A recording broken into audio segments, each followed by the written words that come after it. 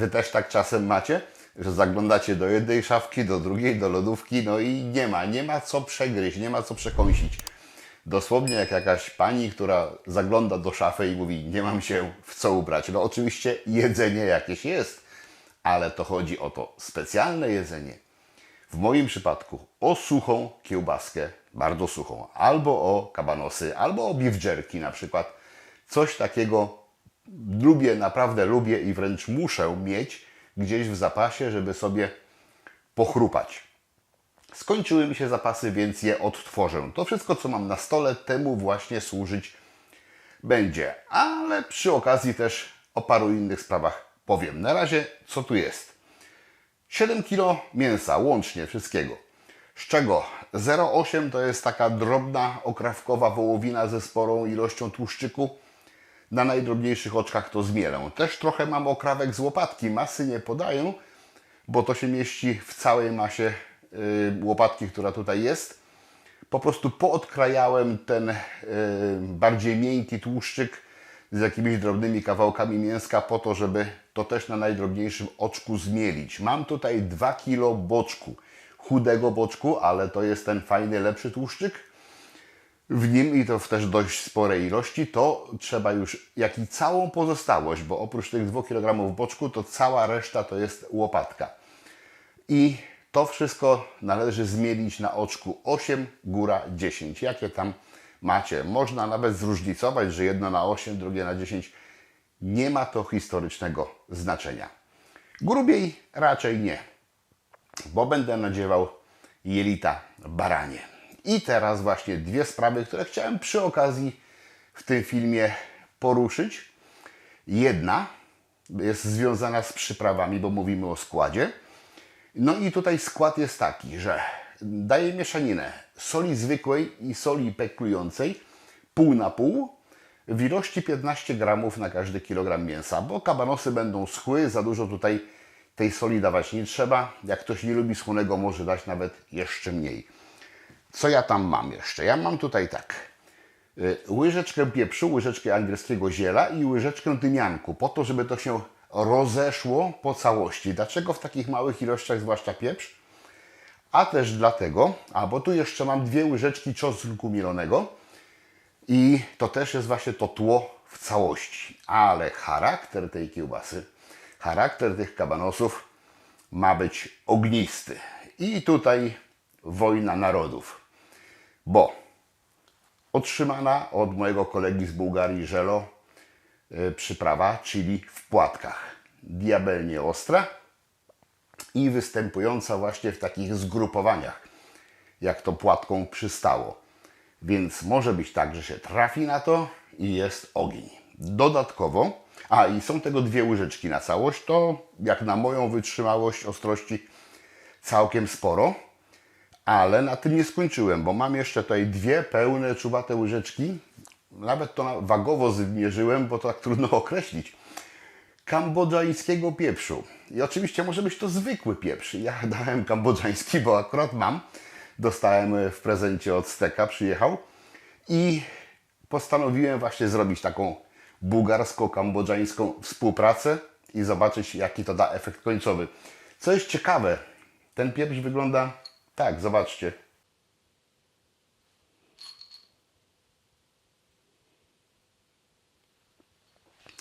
Jest taki dość nietypowy, nie okrągły, takie długie właśnie pręciki. I jak pierwszy raz go spróbowałem i ugryzłem, chciałem się przekonać, jaka jest jego pieprzność. Jest i jest ciekawy w smaku, już go używałem do innych potraw, ale nie używałem go nigdy w takiej dużej ilości i w postaci, że tak powiem, tłuczonej, bo wziąłem 14 gramów tego pieprzu, stłukłem to młotkiem i to na całość dodam. Więc myślę, że pazur będzie naprawdę dobry. I jak na moje możliwości, myślę, że graniczny, ale zobaczymy. Dlaczego tak? No dlatego, żebym za dużo tego nie jadł. No. Ja mógłbym siedzieć i godzinami takie suche kabanoski przegryzać, a powinienem się wystrzegać co do zbyt dużych ilości. Druga sprawa wynika z tego, co się na co dzień spotykam z pytaniami od Was, czy też jak jestem w sklepie, to ktoś się pyta, jakie jelita baranie wybrać na kabanosy czy na parówki. I zawsze jest ten dylemat i oczekujecie ode mnie wskazania te. Bo jelita są, takich akurat tutaj nie mam, na tubach. One są bardzo cienkie. I te wymagają, że tak powiem, naprawdę cienkiego lejka do nadziewania albo kombinowania z nadziewaniem poprzez tubę, bo i takie patenty też widziałem, ale to na razie pomijmy. Standardowe jelita baranie, które możecie dostać w sklepie, to jest 18-20 kaliber milimetrów, 20-22 i 22-24. I tak by się wydawało, że to jest ogromna różnica pomiędzy jednym i drugim i nie da się ukryć. Jest, ale wcale nie taka ogromna. Te najgrubsze to też wciąż jest cienka kiełbaska. I nie wszystkie nadziewarki radzą sobie z tymi najmniejszymi. Musi być to odpowiedni lejek. I niektórzy z Was, którzy mają jakąś tam swoją nadziewarkę i jakieś konkretne średnicy lejek, nie będą w stanie ich nawet użyć, bo nie nałożą, nie dadzą rady na lejek nałożyć, będzie im to się rwało, pękało i więcej tylko nerwów przyniesie niż radości stworzenia. Więc takim polecam, żeby raczej brali te większe kalibry. Ale chcę Wam dzisiaj pokazać i mam nadzieję, bo już to robiłem wcześniej, dzisiaj też się powinno udać, że moja nadziewarka poradzi sobie z każdym z tych trzech kalibrów i zrobię właśnie 18-21, 20-22 drugi kawałek kabanosa, całą resztę nadzieję na 22-24, no bo też tak wolę. I mniej, że tak powiem, jest stresu, uważania na to, żeby nie pękło, no i szybciej się to robi. Więc większość będzie faktycznie ta najgrubsza, ale celowo wykonam pojedynczym te cieńsze, żeby pokazać, jak to wygląda, jaka jest różnica w grubości i żebyście mogli sobie łatwiej to uzmysłowić i ocenić i w przyszłości wybrać. Czy ja mam coś więcej do gadania? Nie. Mielę. No i będę oczywiście przyprawiał, w związku z tym, że to kabanosy, to nie muszę jakoś szczególnie dużo się nad tym znęcać. Pomieszam z przyprawami i zaraz po wymieszaniu będę przygotowywał nadziewarkę, nadziewał, no i potem do wędzenia. Pewnie pora, że tak powiem, styczniowa, więc zmrok mnie raczej zastanie, zanim to skończę. No ale zaczynam i działam. I co jeszcze warto powiedzieć? Chyba nic. Tylko to, że trzeba będzie te 7 kg kiełbasek w wędzarni zmieścić. A 7 kg kabanosów to jest naprawdę sporo. Działam.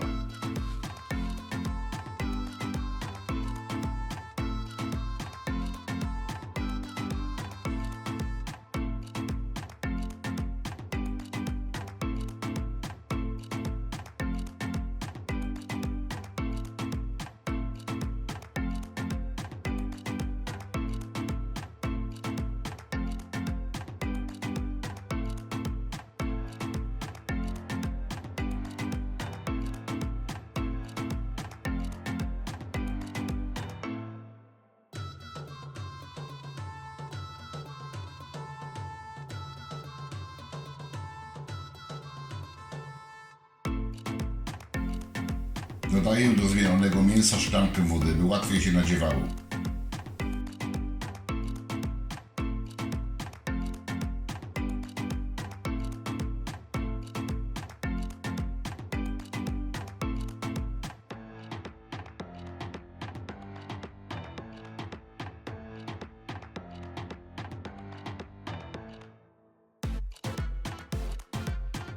Pierwsze jelito baranie to kaliber 18-20 mm.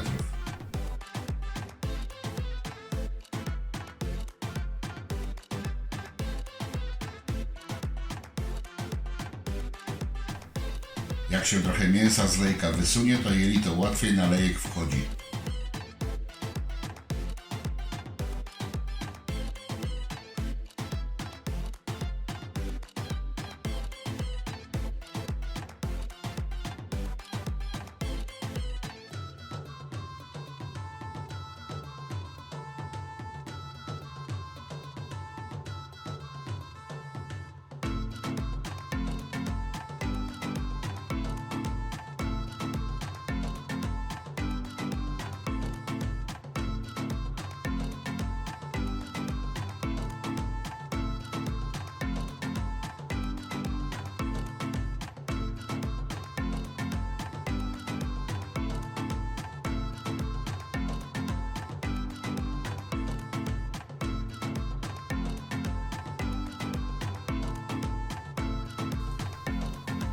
Teraz kaliber 20-22 mm.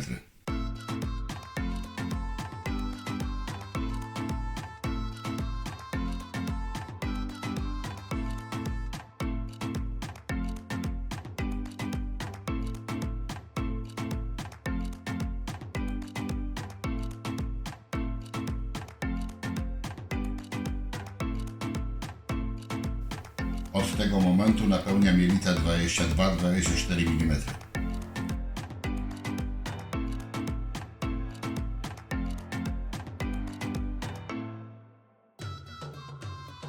Tu widać, że różnice są, ale nie są wielkie.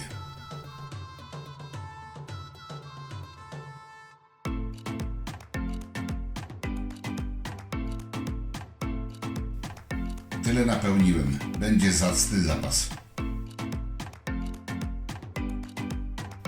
Przy okazji kolejny test wędzarni Alvi 175.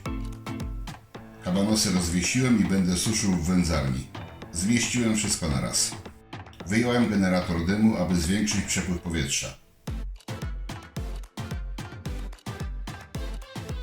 Kominek w pełni otwarty.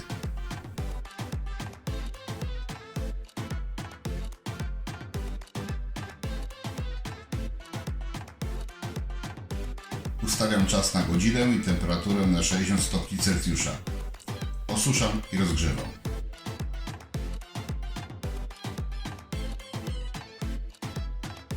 Z kominka unosi się delikatna para.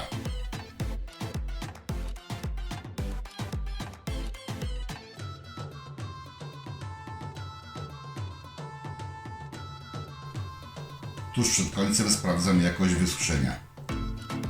Nie jest źle, ale jeszcze trochę brakuje. Dodaję 30 minut.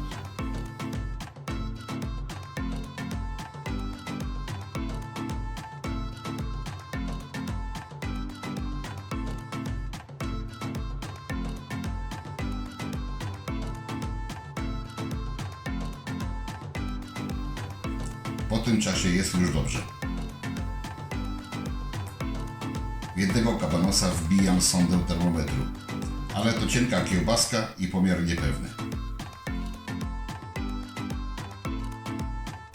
Wędzenie w tej samej temperaturze przez 90 minut.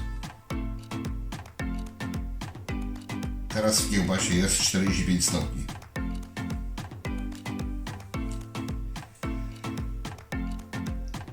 Zasilanie grzałek i generatora dymu działa.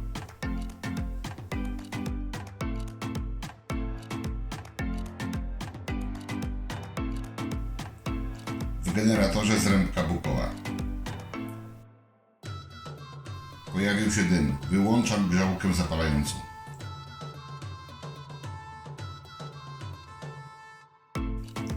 I zmniejszam przepływ powietrza.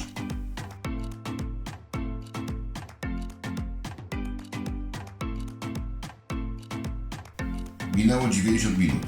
Instaluję generator pary. Zobaczę, jak po tak krótkim wędzeniu i parowaniu będą wyglądały kabanosy.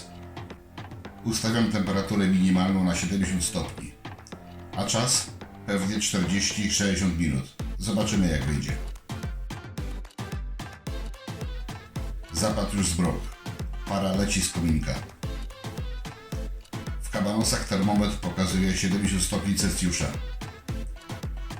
W światełku telefonu marnie to widać, ale aparat jest bliższy prawdy.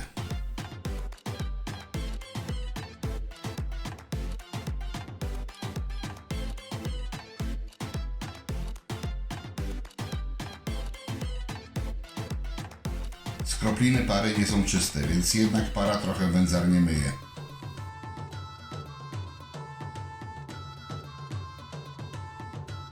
Tak wyglądają kabanosy po ponad dobie suszenia w temperaturze pokojowej.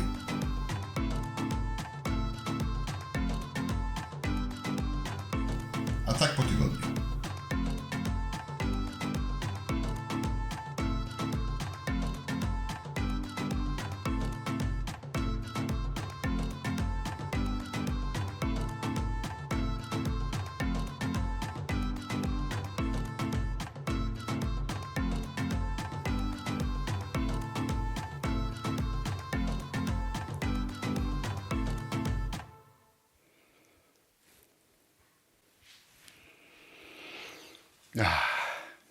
Wczoraj wędzone.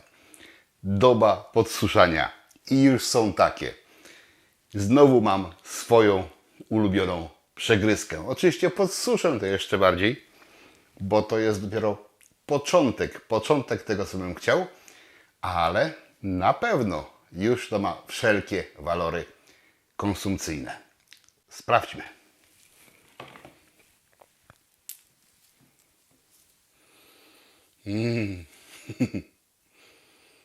No, zobaczymy, jak tutaj będzie z tą pikantnością.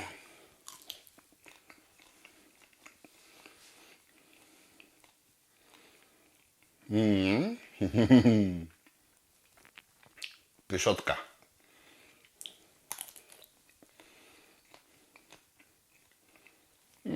Trochę niebezpieczna wędlinka, bo chwila.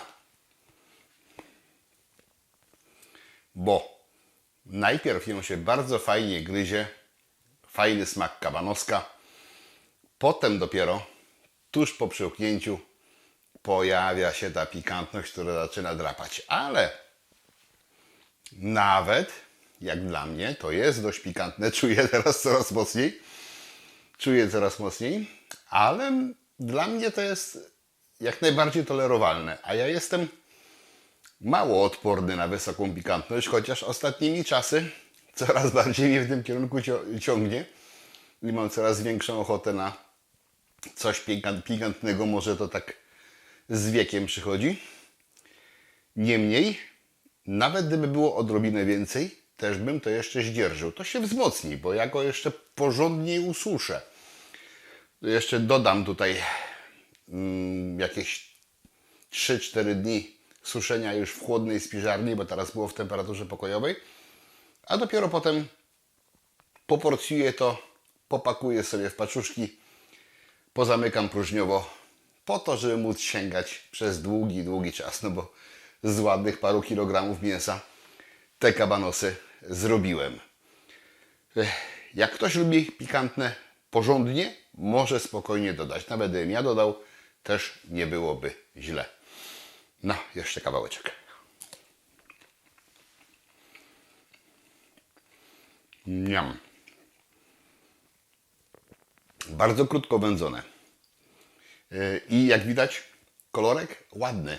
Wędzone, króciutko, parzone, około 40 minut.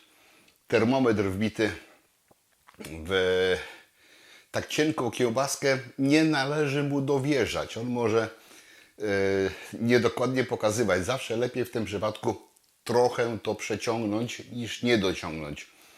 Za duży może być wpływ temperatury zewnętrznej, która była na poziomie 80 kilku stopni, na to, co było wbite w tym kabanosku, no bo to są za małe przestrzenie. Jak było też widać, wielkiej różnicy pomiędzy kalibrami nie ma.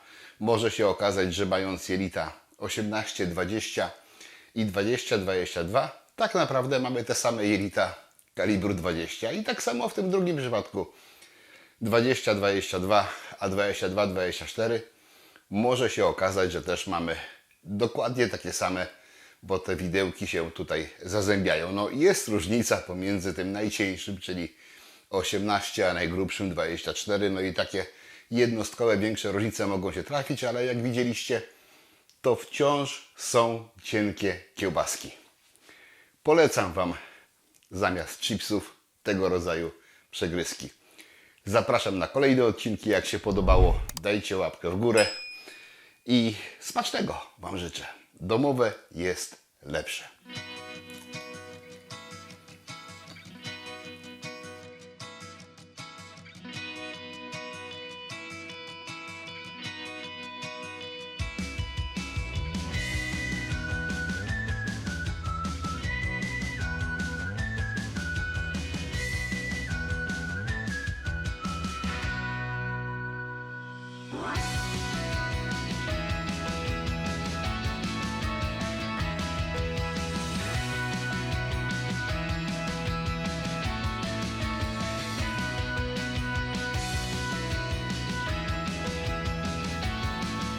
Zapraszam, wpadnijcie na zakupy do mojego sklepu. Znajdziecie tutaj takie rzeczy jak wędzarnie i generatory dymu, szynkowary, sprzęt dla winiarzy, sprzęt i surowce dla piwowarów, inne akcesoria do wyrobów domowych oraz unikatowe tematyczne koszulki i literatura dla pasjonatów. Zapraszam!